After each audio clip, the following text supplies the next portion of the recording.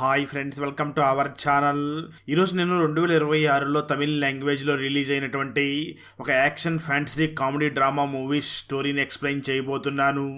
అదే కార్తీ నటించినటువంటి వాతియార్. ఇక టైం వేస్ట్ చేయకుండా స్టోరీలోకి వెళ్ళిపోదాం. Now let's start our video.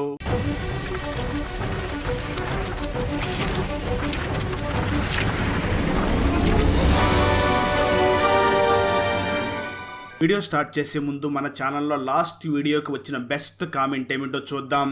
And ఈ కామెంట్ నేను పర్సనల్గా సెలెక్ట్ చేసింది అయితే కాదు, సాఫ్ట్వేర్ ఆటోమేటిక్గా ఈ వీడియోని లైక్ చేసి కామెంట్ చేసిన బెస్ట్ కామెంట్ని ర్యాండమ్గా సెలెక్ట్ చేస్తుంది. So keep commenting. నెక్స్ట్ మీ కామెంటే సెలెక్ట్ అయ్యే ఛాన్స్ ఉంది. And thanks for commenting. Now let's start our video. Open చేస్తే మూవీ స్టార్టింగ్లో 1987లో తమిళనాడులో ఉన్న సూపర్ స్టార్ ఎంజీఆర్ హాస్పిటల్లో ఆరోగ్యం చెడిపోయి ఉండడంతో హాస్పిటల్లో అడ్మిట్ అయి ఉంటాడు. ఆ ఎంజీఆర్ కి చాలా పెద్ద ఫ్యాన్ అయినటువంటి రాజ్ కిరణ్ హాస్పిటల్ దగ్గరికి వెళ్ళగా తన హాస్పిటల్ లోపలికి రానివ్వకపోవడంతో రాజ్ కుమార్ వెంటనే తన ఫ్రెండ్స్ తో కలిసి రాజ్ కుమార్ చివరిసారిగా నటించినటువంటి సినిమాకి వెళ్లి ఆ సినిమాని చూస్తూ ఉంటాడు. సరిగ్గా మూవీని మధ్యలోనే ఆపేయడంతో వాళ్ళందరూ కూడా ఏమైందని గొడవ చేస్తూ ఉంటారు. అప్పుడే హాల్లోని వాళ్ళు చెప్తూ సరిగ్గా 3:30 గంటలకి ఎంజీఆర్ గారు చనిపోయారు, అందుకే సినిమాని ఆపేసామని చెప్తారు. దాంతో రాజ్ కుమార్ వెంటనే ఎంజీఆర్ పటానికి శ్రద్ధాంజలి ఘటిస్తూ ఉంటాడు. అప్పుడే రాజ్ కిరణ్ కి నీకు మనవడు పుట్టాడు అని చెప్పడంతో రాజ్ కిరణ్ వెంటనే హాస్పిటల్ దగ్గరికి వెళ్లి అక్కడ ఉన్నటువంటి నర్సుని కలిసి నా మనవడు ఎన్ని గంటలకి పుట్టాడు అని అడుగుతాడు. దానికి నర్సు సమాధానం చెప్తూ నీ మనవడు సరిగ్గా 3:30 గంటలకి జన్మించాడు అని చెప్తుంది. అంటే ఎంజీఆర్ చనిపోయింది కూడా 3:30 గంటలకే. సరిగ్గా అదే టైంలో నాకు మనవడు పుట్టాడు, అంటే ఎంజీఆర్ నాకు మనవడుగా పుట్టినట్లుగా ఉన్నాడు. నా మనవడిని కూడా ఎంజీఆర్ లాగా పెంచాలి, తను ఎప్పుడూ కూడా ప్రజలకి సహాయం చేసేలాగా ఉండాలి అని అప్పటి నుంచి కూడా రాజ్ కిరణ్ తన మనవడైనటువంటి రాముకి ఆ ఎంజీఆర్ సినిమాలనే చూపిస్తూ మనం ప్రజలకు సహాయం చేయాలి అని చెప్పి పెంచుతూ ఉంటాడు. రాము కూడా చిన్నప్పటి నుంచి ఎంజీఆర్ సినిమాలనే చూసి పెరుగుతూ ఉంటాడు. అలాంటి సమయంలోనే ఒక రోజు రాముకి ఒక లాటరీ టికెట్ తగులుతుంది. ఆ లాటరీ టికెట్లో 50,000 రూపాయలు తనకు రావడంతో రాము వెంటనే వెళ్లి తన తాతయ్య అయినటువంటి ఆ రాజ్ కిరణ్ కి ఆ లాటరీ టికెట్ గురించి చెప్తాడు. దాంతో రాజ్ కిరణ్ వెంటనే తన మనవడైనటువంటి రామును చూసి మనం కష్టపడిన సొమ్ము మాత్రమే మనకు చెందుతుంది, ఇలా లాటరీలో వచ్చిన డబ్బులు మనకు అవసరం లేదు అని ఆ లాటరీ టికెట్ ని చింపి పక్కన పడేస్తాడు. అది చూసినటువంటి రాము మాత్రం ఒక్కసారిగా షాక్ అవుతాడు. ఆ రాజ్ కిరణ్ తన మనవడైనటువంటి రాముని ఎంజీఆర్ లాగా పెంచాలి అనుకుంటూ ఉంటాడు, కానీ ఆ రాము మాత్రం ఎంజీఆర్ సినిమాల్లో విలన్ గా నటిస్తూ ఉండేటటువంటి నంబియార్ లాగా అవ్వాలి, ఆ నంబియార్ కి ఎటువంటి రూల్స్ లేవు అని అనుకుంటూ ఉంటాడు. అప్పటి నుంచి కూడా రాము నంబియార్ లాగా ప్రవర్తిస్తూ ఈ విషయాలు ఏవో కూడా తన తాతయ్య అయినటువంటి రాజ్ కిరణ్ కి తెలియకుండా దాచిపెడుతూ ఉంటాడు.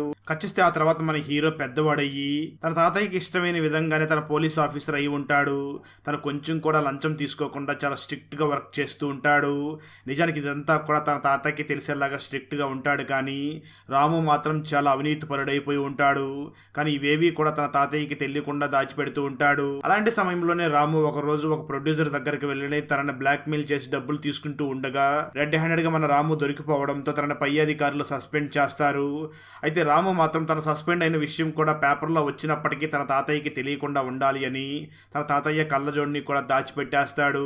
ఆ తర్వాత రాము తన సస్పెండ్ అయ్యాడు అని ఫుల్ గా మందు తాగి చాలా బాధపడుతూ రోడ్డు పక్కన నడుచుకుని వస్తూ ఉంటాడు. అలా రాము బాధతో నడుచుకుని వెళుతూ ఉండగా ఒక కారు రాముని క్రాస్ చేసుకుని వేగంగా ముందుకు వెళ్ళిపోతుంది. అలా వేగంగా వెళ్లిన కారు ఒక వ్యక్తిని గుద్దడంతో ఆ వ్యక్తి అక్కడికక్కడే చనిపోతాడు. ఆ సౌండ్ విన్నటువంటి రాము పరిగెట్టుకుని అక్కడికి వెళ్ళగా ఆ కారులో ఉన్న అమ్మాయి ఫుల్ గా తాగేసి అక్కడ యాక్సిడెంట్ చేసడంతో ఆ వ్యక్తి చనిపోయి ఉంటాడు. దాంతో రాము వెంటనే ఆ యాక్సిడెంట్ చేసినటువంటి అమ్మాయి చేతిలో ఉన్న ఫోన్ తీసుకుని తన ఫాదర్ కి ఫోన్ చేస్తాడు. ఇక నిజానికి ఆ యాక్సిడెంట్ చేసిన ఉషా వాళ్ళ ఫాదర్ మరెవరో కాదు, సత్యరాజే ఆ క్యారెక్టర్ చేయడం జరిగింది. రాము ఆ సత్యరాజ్తో మాట్లాడుతూ ఇక్కడ నీ కూతురు ఫుల్ గా తాగి రోడ్డు మీద ఒక వ్యక్తికి యాక్సిడెంట్ చేయడంతో అతను చనిపోయాడు అని అంటూ ఉంటాడు. దాంతో సత్యరాజ్ చాలా భయపడుతూ మన రాముతో మాట్లాడుతూ నువ్వు ఈ విషయం ఎక్కడా కూడా చెప్పొద్దు, నీకు ఎంత డబ్బులు కావాలో అంతా ఇస్తాను అని అంటూ ఉంటాడు. అయితే ఆ మాటలు విన్న రాము మాత్రం నాకు డబ్బులేమీ అవసరం లేదు, నేను ఒక పోలీస్ ఆఫీసర్ని, ప్రజెంట్ నేను సస్పెండ్లో ఉన్నాను, నా సస్పెన్షన్ ఆర్డర్ని క్యాన్సిల్ చేయించండి అని చెప్పడంతో నిజానికి సత్యరాజ్ పెద్ద పెద్ద బిజినెస్ మ్యాన్స్కి మరియు పొలిటీషియన్స్కి ఒక బ్రోకర్గా వర్క్ చేస్తూ చాలా డబ్బులు సంపాదించి ఉంటాడు. దాంతో సత్యరాజ్ వెంటనే తన పలుకుబడిని ఉపయోగించి రాము మీద ఉన్నటువంటి ఆ సస్పెన్షన్ ఆర్డర్ని కూడా క్యాన్సిల్ చేయించడంతో రాము వెంటనే వెళ్ళి మళ్ళీ చాలా స్టైల్గా పోలీసు జాబ్లో జాయిన్ అవుతాడు. ఆ తర్వాత రోజే సత్యరాజ్ సీఎంని కలిసి తనని చూసి మాట్లాడుతూ సార్ తూతుకూడి ప్రాంతంలో ఒక పేల్కో అనే ఒక కంపెనీ రాబోతుంది, కానీ అక్కడ ఉన్నటువంటి వ్యవసాయదారులు మాత్రం ఆ కంపెనీ అక్కడికి రాకూడదు అని చాలా పెద్ద ఎత్తున నిరసనలు చేస్తున్నారు. మీరు ఆ కంపెనీ వాళ్ళకి వాళ్ళు అక్కడ కంపెనీ పెట్టుకోవడానికి పర్మిషన్ ఇస్తే వాళ్ళు మీకు 140 కోట్లు ఇస్తారు అని అంటాడు.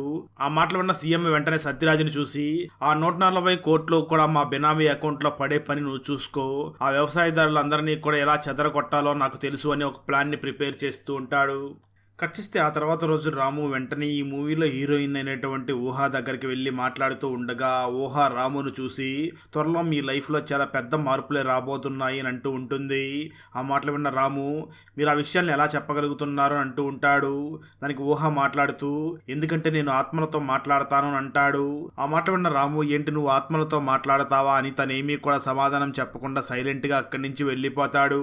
కట్ చేస్తే ఆ తర్వాత రోజు మార్నింగ్ ఎల్లో యాకర్స్ అనే ఒక టీం ప్రభుత్వం ఏ విధంగా పేల్కో కంపెనీకి రైతుల్ని చంపి వాళ్ళ కంపెనీకి పర్మిషన్ ఇవ్వాలని చూస్తున్నారో ఆ ప్లాన్ మొత్తం కూడా యానిమేషన్ రూపంలో వీడియోని తీసి దేశం మొత్తం కూడా తెలిసేలాగా అప్లోడ్ చేస్తుంది.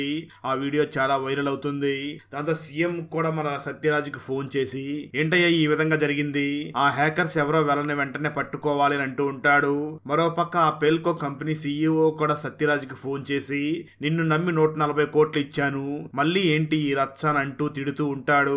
తర్వాత ఈ ఎల్లో హ్యాకర్స్ ని పట్టుకోవడం కోసం పోలీస్ పై అధికారులు ఒక టీం ని సెట్ చేయడంతో రాము కూడా ఆ టీమ్ లో జాయిన్ అయ్యి రాము ప్లాన్ ప్రకారం ఆ ఎల్లో హ్యాకర్స్ ని పట్టుకుంటారు. ఆ తర్వాత ఈ ఎల్లో హ్యాకర్స్ ని ఎన్కౌంటర్ లో చంపేయాలి అనుకుంటూ ఉంటారు. కట్ చేస్తే మరో పక్క రాము తాతయ్య అయినటువంటి రాజ్ కిరణ్ కి అద్దాలు దొరుకుతాయి.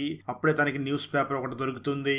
ఆ న్యూస్ పేపర్ లో రాముని సస్పెండ్ చేసినటువంటి ఒక న్యూస్ ని చాలా పెద్ద న్యూస్ గా వేసి ఉంటారు. ఆ న్యూస్ ను చూసినటువంటి రాజ్ కుమార్, అంటే నా మనవడు చాలా అవినీతి పరుడైనట్లుగా ఉన్నాడు అని చాలా బాధపడుతూ ఉంటాడు. అప్పుడే అక్కడికి రాము ఫాదర్ వచ్చి ఆ రాజ్ కిరణ్ ని చూసి, నానా నువ్వెప్పుడో ఎంజీఆర్ కాలం నాటి మాటలు మాట్లాడకు, నీకు ఇష్టం వచ్చినట్లుగానే రాము పోలీస్ అయ్యాడు. ఆ పోలీస్ అవ్వడం కోసం అతను ఎంతమందికి లంచాలు ఇచ్చాడో నీకు తెలుసా? నాకు తెలుసు. ఆ లంచాలన్నీ కూడా తిరిగి తీర్చాలి అంటే తను కూడా తిరిగి లంచం తీసుకోవాల్సిందే కదా, అందుకే తను లంచాలు తీసుకుంటున్నాడు అని తన ఫాదర్ ని తిడుతూ ఉంటాడు. ఆ మాటలు విన్న రాజ్ కిరణ్ కూడా కాలం చాలా మారిపోయింది అని చాలా బాధపడుతూ ఉంటాడు. మరోపక్క ఆ ఎల్లో హ్యాకర్స్ టీమ్ లో ఉన్న వాళ్ళందరినీ కూడా ఒక ప్లేస్ దగ్గరికి తీసుకుని వెళ్లి అక్కడ ఎన్కౌంటర్ చేయబోతూ ఉంటారు. సరిగ్గా అదే సమయంలో మన రాముకి ఇంటి దగ్గర నుంచి ఫోన్ చేసి మీ తాతయ్య చనిపోయాడు అని చెప్పడంతో రాము చాలా బాధపడుతూ తన తాతయ్య రూమ్ దగ్గరికి వెళ్ళగా ఆ రూమ్ మొత్తం కూడా ఎంజీఆర్ ఫొటోసే ఉంటాయి. ఆ ఫొటోస్ అన్ని కూడా చాలా విచిత్రంగా రాముని చాలా సీరియస్ గా చూస్తున్నట్లుగా రాము ఫీల్ అవుతూ ఉంటాడు. దాంతో ఆ రాము మనం చాలా పెద్ద తప్పు చేశామని చాలా బాధపడుతూ ఉంటాడు. అలా రాము చాలా బాధపడుతూ అక్కడే కళ్ళు తిరిగి కింద పడిపోగా మరోపక్క ఆ ఎల్లో హ్యాకర్స్ టీమ్ లో ఉన్న వాళ్ళందరినీ కూడా ఎన్కౌంటర్ చేయబోతూ ఉంటారు. సరిగ్గా అదే సమయంలో రాము అక్కడికి ఎంజీఆర్ గెటప్ వేసుకుని గుర్రం మీద అక్కడికి వచ్చి పోలీసులందరినీ కూడా కొట్టి ఆ నలుగురిని కూడా కాపాడి అక్కడి నుంచి తీసుకుని వెళ్లిపోతాడు. వచ్చేస్తే ఆ తర్వాత రోజు మార్నింగ్ రాము ఇంటి పైన ఉన్నటువంటి వాటర్ ట్యాంక్ లో నుంచి రాము బయటికి వస్తాడు. అంటే నిన్న రాత్రి ఏం జరిగిందో తనకేమీ తెలియకుండా ఉంటుంది. అసలు ఇదంతా కూడా రాముకి ఎందుకు జరుగుతూ ఉంటుంది అంటే రాజ్ కిరణ్ చనిపోయిన తర్వాత రాము తనకి చాలా పద్ధతిగా అంత్యక్రియలని చేసి ఉంటాడు. దాంతో రాజ్ కిరణ్ వెంటనే పైకి వెళ్ళగా అక్కడ తనకి ఎంజీఆర్ కనిపిస్తాడు. రాజ్ కిరణ్ వెంటనే ఎంజీఆర్ దగ్గరికి వెళ్ళి, నమస్తే గురువు గారు, మీ స్వభావంతోనే నాకు ఒక మనవడు పుట్టాడు, కానీ అతన్ని నీలాగా పెంచాలనుకున్నాను, కానీ వాడు మాత్రం విలన్లాగా పెరుగుతున్నాడు, వాడిని మీరు అసలు విడిచిపెట్టవద్దు, వాడిని చాలా జాగ్రత్తగా చూసుకోండి అని చెప్పి ఉంటాడు. దాంతో ఆ ఎంజీఆర్ ఆత్మ వెంటనే డైలీ రాత్రి సమయంలో మన రాము బాడీలోకి వచ్చేసి సిటీలో ఎక్కడ తప్పులు జరుగుతున్నా అక్కడికి గుర్రం మీద వెళ్ళి వాళ్ళందరినీ కూడా కొట్టి వస్తూ ఉంటాడు. దాంతో సిటీలో ఉన్న వాళ్ళందరూ కూడా ఎంజీఆర్ ఆత్మ తిరిగి వచ్చింది అని అనుకుంటూ ఉంటారు. దాంతో పోలీసులు ఎంజీఆర్ గెటప్ లో తిరుగుతున్నది ఎవరో కనిపెట్టాలి అని ఒక టీం ని ఫామ్ చేసి ఉంటారు. ఆ ఫామ్ లో మన హీరో రాము కూడా ఉండగా వాళ్ళందరూ కూడా ఎంజీఆర్ గెటప్ లో ఉన్న వ్యక్తి కోసం వెతుకుతూ ఉంటారు. సరిగ్గా అదే సమయంలో రాముకి తన మదర్ ఫోన్ చేసి గట్టిగా అరుస్తుంది. దాంతో రాము చాలా భయపడుతూ ఇంటి దగ్గరికి వెళ్ళగా తన అమ్మ రామును చూసి మన ఇంటి పైన ఎవరో ఉన్నారు అని చెప్పడంతో రాము వెంటనే వాళ్ళ ఇంటి పైకి వెళ్లి చూడగా అక్కడ ఎల్లో హ్యాకింగ్ టీమ్ మెంబర్స్ అయినటువంటి 4 మెంబర్స్ కూడా అక్కడే ఉంటారు. వాళ్ళని చూసినటువంటి రాము, మేమందరం కూడా మీకోసమే వెతుకుతున్నాం, మిమ్మల్ని ఇక్కడికి ఎవరు తీసుకుని వచ్చారు అంటూ ఉంటాడు. దాంతో ఆ టీంలోని వాళ్ళు రామును చూసి, అదేంటి సార్ నిన్న మీరే కదా మమ్మల్ని ఇది సేఫ్ ప్లేస్ అని ఇక్కడికి తీసుకుని వచ్చారు అని చెప్పడంతో ఆ మాటలు విన్న రాము కూడా నేనే తీసుకుని వచ్చానా అని ఆలోచిస్తూ ఉంటాడు. సరిగ్గా అదే సమయంలో రాము బాడీలో నుంచి ఆ ఎంజీఆర్ ఆత్మ మాట్లాడుతూ, మీరేం భయపడకండి, ఈ రాముకి అర్థమయ్యేలాగా నేను చెప్తాను, అలాగే మీరు ఇక్కడి నుంచే వర్క్ చేసుకోవడానికి మీకు కావాల్సిన కంప్యూటర్స్ అన్నిటినీ కూడా కూడా నేనే అరేంజ్ చేస్తాను అని మళ్ళీ ఆ ఎంజీఆర్ ఆత్మ రాము బాడీలో నుంచి వెళ్లిపోతుంది. ఆ తర్వాత మాటిచ్చినట్లుగానే వాళ్ళకి కొన్ని కంప్యూటర్స్ అరేంజ్ చేయడంతో వాళ్ళు అక్కడి నుంచి హ్యాకింగ్ చేయడం మొదలుపెట్టి ఉంటారు. ఆ రోజు రాత్రి కూడా రాము ఎంజీఆర్ గెటప్ లో తను ఇంతకు ముందు ఒక పబ్బు దగ్గరికి వెళ్లి ప్రొడ్యూసర్ తో గొడవ పడ్డాడు కదా. నిజానికి ఆ ప్రొడ్యూసర్ పబ్బు ఓనర్ అయి ఉంటాడు. ఆ పబ్బులో చాలా ఇల్లీగల్ పనులు జరుగుతూ ఉండడంతో రాము బాడీలో ఉన్నటువంటి ఎంజీఆర్ ఆత్మ పబ్బు దగ్గరికి వెళ్లి ఆ పబ్బు ఓనర్ ని చాలా తీవ్రంగా కొట్టి, నీ పబ్బులో ఏం జరుగుతుందో అంతా కూడా నాకు తెలుసు, మరోసారి అలాంటి పనులు జరిగితే నిన్ను చంపేస్తాను అని వార్నింగ్ ఇచ్చి అక్కడి నుంచి గుర్రం మీద వెళుతూ ఉంటాడు. అలా వెళ్లే సమయంలో రాము అక్కడ హీరోయిన్ అయినటువంటి ఉషాను చూడడంతో ఉషా కూడా రామును చూసి నవ్వుతూ ఉంటుంది. ఎందుకంటే అక్కడ ఎంజీఆర్ గెటప్ లో ఉన్నది రాము అని ఉషా ఆల్రెడీ గమనించేసి ఉంటుంది. అదే విధంగా రాము ఇంతకు ముందు ఉషా ఇంటి దగ్గరికి వెళ్ళినప్పుడే తనను చూసి ఒక మాట చెప్పింది కదా, నీ లైఫ్ లో చాలా పెద్ద పెద్ద మార్పులే జరగబోతున్నాయి అని చెప్పి ఉంటుంది కదా, అందుకే తనను చూడగానే తనను గుర్తుపట్టి ఉంటుంది. కట్ చేస్తే మరో పక్క పోలీసులు ఆ ఎంజీఆర్ కోసం చాలా తీవ్రంగా వెతుకుతున్న సమయంలో వాళ్ళకి ఎంజీఆర్ గెటప్ లో ఉన్న వ్యక్తి హీరోయిన్ అయినటువంటి ఉషాని కలిసాడు అని తెలుసుకుని వెంటనే ఆ ఉషాని స్టేషన్ కి తీసుకుని వచ్చి టార్చర్ చేస్తే ఆ ఎంజీఆర్ గెటప్ లో ఉన్న వ్యక్తి ఖచ్చితంగా ఇక్కడికి వస్తాడు అని ఆ స్టేషన్ లో ఉన్నటువంటి రాము కళ్ళ ముందే ఉషాని కట్టి తనని టార్చర్ చేయబోతూ ఉంటారు. అయితే ఆ ఉషా మాత్రం అక్కడ ఉన్న పోలీసుల్ని చూసి మీరు నన్నేమీ చేయలేరు, ఖచ్చితంగా ఆ ఎంజీఆర్ వచ్చి నన్ను కాపాడతాడు అని అంటూ ఉంటుంది. ఆ మాటలు విన్నటువంటి అక్కడ ఉన్న వాళ్ళందరూ కూడా ఎంజీఆర్ ఇక్కడికి ఎలా వస్తాడు అని చాలా ఆశ్చర్యంగా చూస్తూ ఉంటారు. సరిగ్గా అదే సమయంలో స్టేషన్ లో కరెంట్ పోతుంది. దాంతో రాము వెంటనే అక్కడి నుంచి బయటికి వెళ్లిపోయి ఎంజీఆర్ గెటప్ లో ఒక గుర్రంలో అక్కడికి వచ్చి పోలీస్ స్టేషన్ లో ఉన్న అధికారులందరినీ కొట్టి హీరోయిన్ అయినటువంటి ఉషాను అక్కడి నుంచి తీసుకుని వెళ్లిపోతాడు. కట్ చేస్తే మరో పక్క పేల్కో కంపెనీ సీఈఓ డైరెక్ట్ గా సత్యరాజ్కి ఫోన్ చేసి, నిన్ను నమ్మి నేను 140 కోట్లు ఇచ్చాను కానీ పని కాలేదు, అందుకే నా డబ్బులు నాకు తిరిగి ఇచ్చేయి అని ఆ సత్యరాజ్ ఆస్తిని తన మీదకి రాయించేసుకుంటాడు. దాంతో సత్యరాజ్ చాలా కోపంతో రగిలిపోతూ ఉంటాడు. దాంతో సత్యరాజ్ దీని అంతటికీ కూడా ఎంజీఆర్ గెటప్ లో తిరుగుతున్న వ్యక్తి అని అతని కోసం వెతకడం మొదలు పెడతాడు. మరోపక్క పోలీసులకు ఒక ఇన్ఫర్మేషన్ దొరుకుతుంది. అదేమిటి అంటే ఆ ఎంజీఆర్ రూపంలో ఉన్నటువంటి వ్యక్తి ఫింగర్ ప్రింట్స్ దొరికాయి అని, అది ఎవరితోనైనా మ్యాచ్ అవుతుందేమో అని చెక్ చేస్తూ ఉంటారు. ఆ సమయంలోనే పోలీసులకి రాము మేనరిజం ఆ ఎంజీఆర్ గెటప్లో ఉన్న వ్యక్తి మేనరిజంకి అలాగే తన హైట్ కూడా మ్యాచ్ అవుతూ ఉండడంతో రాముని అక్కడికి తీసుకుని వచ్చి చెక్ చేయడానికి రెడీ అవుతూ ఉంటారు. సరిగ్గా అదే సమయంలో రాముకి తన ఇంటి మీద ఉన్నటువంటి హ్యాకర్స్ టీం వాళ్ళు ఫోన్ చేసి, మీరేమీ భయపడకండి, మీరు ఉన్నటువంటి ఆ పోలీస్ స్టేషన్లో వైఫై పాస్వర్డ్ని చెప్పండి చాలు అని అంటారు. దాంతో రాము వెంటనే తను ఉన్నటువంటి పోలీస్ స్టేషన్ వైఫై పాస్వర్డ్ని వాళ్ళకి ఇన్ఫార్మ్ చేస్తాడు. దాంతో హ్యాకర్స్ వెంటనే ఆ పోలీస్ డేటాబేస్లో ఉన్నటువంటి ఆ ఎంజీఆర్ ఫింగర్ ప్రింట్ని మార్చేయడంతో పోలీసులు రాముని చెక్ చేసినప్పుడు మిస్ మ్యాచ్ అని వస్తుంది. ఆ విధంగా రాము అక్కడి నుంచి తప్పించుకుని నిజంగానే రాత్రి సమయంలో మన బాడీలోకి ఎంజీఆర్ వస్తున్నాడా లేదా అతని మేనరిజంతో నేనే ఈ విధంగా చేస్తున్నానా అని ఆలోచిస్తూ ఉంటాడు. మరోపక్క అదే సమయంలో హ్యాకర్స్ కి గవర్నమెంట్ కి మరియు ఆ పేల్కో కంపెనీకి సంబంధించిన కొన్ని ఆధారాలన్నీ కూడా వీళ్ళకి దొరుకుతాయి. అంటే ఆ ఆధారాలతో ఆ పేల్కో కంపెనీ శాశ్వతంగా మూసేటటువంటి ఆధారాలు కూడా దొరుకుతాయి. ఈ ఆధారాలు బయటకు వస్తే ప్రజెంట్ ఉన్నటువంటి గవర్నమెంట్ కూడా కూలిపోయే పరిస్థితి ఉంటుంది. దాంతో ఆ హ్యాకర్స్ టీంలోని వాళ్ళు ఆ ఆధారాలన్నింటినీ కూడా వెంటనే అక్కడ ఉన్నటువంటి రాముకి సెండ్ చేస్తారు. రాము బాడీలో ఉన్నటువంటి ఎంజీఆర్ ఆత్మ వెంటనే ఆధారాలన్నింటినీ కూడా సిటీలో ఉన్న అన్ని మేజర్ టీవీ ఛానల్స్ కి వాటిని పంపించేస్తారు. మరోపక్క సత్యరాజు మాత్రం ఇండియాలో ఉన్న పెద్ద పెద్ద రౌడీ వాళ్ళందరినీ కూడా తీసుకుని వచ్చి ఎంజీఆర్ గెటప్ లో ఉన్న వ్యక్తిని పట్టుకుని అతన్ని శాశ్వతంగా చంపేయాలి అని ఆలోచిస్తూ ఉంటాడు. మరోపక్క ఆ రోజు రాత్రి ఎంజీఆర్ గెటప్ లో ఉన్నటువంటి రాము ఆ పేల్కో కంపెనీకి మరియు ప్రజెంట్ ఉన్న గవర్నమెంట్ కి వ్యతిరేకంగా ఉన్నటువంటి సాక్ష్యాలన్నింటినీ కూడా కొన్ని టీవీ ఛానల్స్ దగ్గరికి తీసుకుని వెళ్ళి ఇస్తూ ఉంటాడు. ఆ సమయంలో కొంతమంది రౌడీలు రాముని బంధించి తనని ఒక రూమ్ లో పెట్టి తనని చాలా తీవ్రంగా టార్చర్ చేస్తూ ఉంటారు. అప్పటికే కొన్ని టీవీ ఛానల్స్ లో ప్రజెంట్ ఉన్న గవర్నమెంట్ ఆ పేల్కో కంపెనీకి ఏ విధంగా సహాయం చేయాలనుకుంది, అమాయకమైనటువంటి వ్యవసాయదారులను ఏ విధంగా చంపాలనుకుంటుందో ఆ సాక్ష్యాలన్నింటినీ కూడా టెలికాస్ట్ చేస్తూ ఉంటారు. ఇది చూసినటువంటి ముఖ్యమంత్రి మన రాజకీయ భవిష్యత్తు అయిపోయినట్లుగా ఉంది అని చాలా బాధపడుతూ ఉంటాడు. మరోపక్క రామును బంధించి ఉండడంతో రాము ఆ గోడౌన్లో ఉన్న వాళ్ళందరినీ కొట్టి అక్కడి నుంచి వస్తూ ఉండగా ఒక వ్యక్తి రాముని పొట్టలో పొడి చేస్తాడు. అయినప్పటికీ రాము అక్కడ ఉన్న వాళ్ళందరినీ కొట్టి గుర్రం ఎక్కి అక్కడి నుంచి ఎంజీఆర్ గెటప్ లో వెళుతూ ఉండగా అక్కడున్న వాళ్ళందరూ కూడా ఇతనే మనల్ని కాపాడుతున్నాడు అని తనని తీసుకుని వెళ్లి హాస్పిటల్ అడ్మిట్ చేయడంతో తన హాస్పిటల్లో కోలుకుంటూ ఉంటాడు. మరోపక్క ముఖ్యమంత్రి తన పదవి పోయేలా ఉండడంతో దీనంతరికీ కారణమైనటువంటి ఆ సత్యరాజుని చంపాలి అని అనుకుంటూ ఉంటాడు.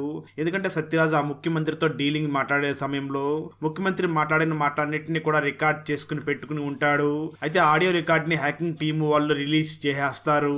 దాంతో ముఖ్యమంత్రి వెంటనే సత్యరాజ్ని మరియు తన కూతురిని ఇద్దరిని కూడా చంపడానికి ఒక మనిషిని పంపించడంతో ఆ మనిషి వెంటనే అక్కడికి వెళ్లి సత్యరాజ్ని మరియు తన కూతురిని ఇద్దరిని కూడా చంపేస్తాడు.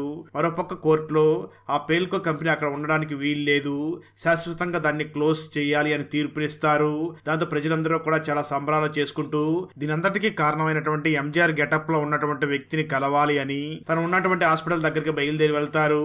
ఇది మొత్తం చూసినటువంటి రాము ఇక మీదట నేను ప్రజలకి మేలు చేసే విధంగా ఎంజీఆర్ గెటప్ లోనే ఉండాలి, నంబియార్ గెటప్ లో ఉండకూడదు, తాత చెప్పినట్లుగానే ఉంటూ ప్రజలకు మంచి చెయ్యాలి అని డిసైడ్ అవుతాడు. అక్కడతో ఈ మూవీ అయిపోతుంది. ప్రణవ్ తన వైఫ్ గౌరీని ఎలా మోసం చేశాడు, లేక ఆనంద్ ప్రేమని ఎందుకు రిజెక్ట్ చేసింది, తానియా దినేష్ మరియు కార్తిక్లకి వేరువేరుగా నేను నిన్నే ప్రేమిస్తున్నాను అని ఎందుకు అబద్ధం చెప్పింది, లేక ఎవరి వల్ల మోసపోయింది, ప్రణవ్ను మోసం చేసి వీడియోని లీక్ చేసింది ఎవరు, ప్రణవ్ తనను మోసం చేసిన వ్యక్తికి ఏ విధంగా బుద్ధి చెప్పాడు, చివరికి ఎవరి ప్రేమ సక్సెస్ అయ్యింది అన్నదే 2025లో రిలీజ్ అయినటువంటి మస్తీస్ మూవీ స్టోరీ. ఈ మూవీ ఫుల్ మూవీ స్టోరీని తెలుగులో వినాలి అనుకుంటే ఈ వీడియో డిస్క్రిప్షన్ లో ఉన్న లింక్ ని క్లిక్ చేసి చూడండి. Thanks for watching friends. Video నచ్చినట్లయితే లైక్ చేసి ఒక చిన్న కామెంట్ చేస్తే మాకు నెక్స్ట్ వీడియో చేయడానికి ఎంకరేజింగ్ గా ఉంటుంది. అలాగే ఛానల్ ని సబ్స్క్రైబ్ చేసి పక్కనే ఉన్న బెల్ ఐకాన్ ని క్లిక్ చేసి సపోర్ట్ చేయండి. Thanks for watching. జై హింద్.